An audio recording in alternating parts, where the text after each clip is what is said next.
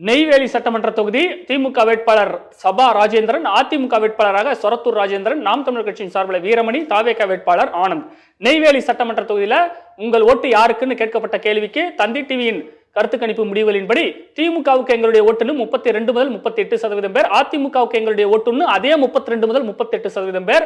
கடும் போட்டி என்று முடிவுகள் வெளியாகி இருக்குது. மாலை மலர் மக்களிடம் கேட்டபோது 32% பேர் திமுகவுக்குன்னும் 34% பேர் அதிமுகவுக்குன்னும் சொல்லி இருக்கிறாங்க.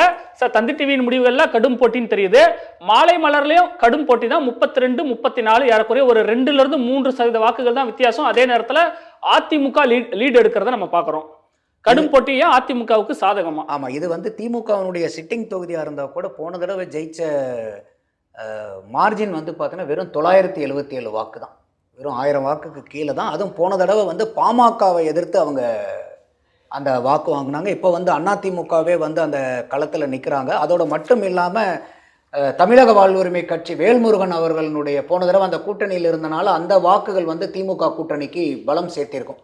இப்போ அவர் தனியாக களமாடுறதுனால அது திமுக கூட்டணியிலேருந்து வாக்கை பிரிக்கிறதுக்கு அதிகமாக வாய்ப்பு இருக்குது. அதனால் இது கடும் போட்டி தான். தந்தி டிவி சொல்கிற மாதிரி, மாலை மலர் சொல்கிற மாதிரி கொஞ்சம் ஸ்லைட் எட்ஜ் அதிமுகவுக்கும் இந்த தொகுதியில் இருக்குன்னு நான் பார்க்குறேன்.